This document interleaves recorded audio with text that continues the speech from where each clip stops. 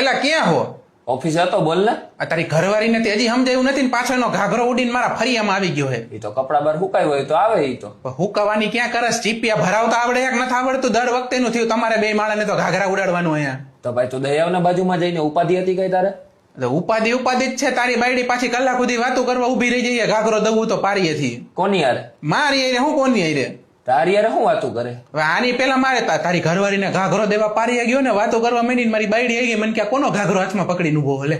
તો કેવાય ને બાજુવાળીનો. હા, એટલે ઓલી સીધી નાખી એક ફડાકો કા સેન્ડલ મારા મોઢા ઉપર કે એનો ક્યાં કાઢવા ગયો તો ઘાઘરો? કાઢવા ક્યાં? ઉડીને આવ્યો. ઉડીને આવ્યો તને ખબર હે, મને ખબર, મારી બાયડીને ખબર નથી ને ઉડીને આવ્યો ને મારા હાથમાં હે. તો કેજે ને મળીને જાણ કરી દઈશ. એમાં હોય હું જાણ ની ક્યાં માનો ટાંગો મારા અત્યારે ઈ મારા ઘાઘરો અહીંયા ઘરે રાખ્યો હોય. તું હાંજે આવ ને એટલે મારી ઘરે આવીને ઘાઘરો લઈ જજે તું. હું આવીને લઈ જાઉં એમ? તો તું જ આવીને લઈ જઈશ ને? તારી જ બાયડીનો ઘાઘરો હે. તો તારી બાયડીને મોકલી દે ને મારી ત્યાં. મારી બાયડી ઘરે નથી, બુદ્ધિ વગર ના. હજી એને એમ કહું હું કેમ ઘાઘરો તું દયાવ આવી ગયો હે ઉડીની માને? પછી માને જ ને, એમાં શું થયું? બાયડી સમજી લે આપેડી.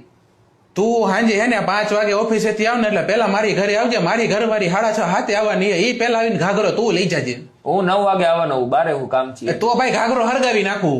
આ ભાઈ હરગાવું નથી હો ભાઈ. તો દયાવના બાજુમાં ભાઈ બાયડી હે ને શાંતિથી પતી જાય મેટર. તો તાર ઘરવાળીને કે મારા ડેલે આવીને ખખડાવે એટલે હું આપી દઉં ઘાઘરો.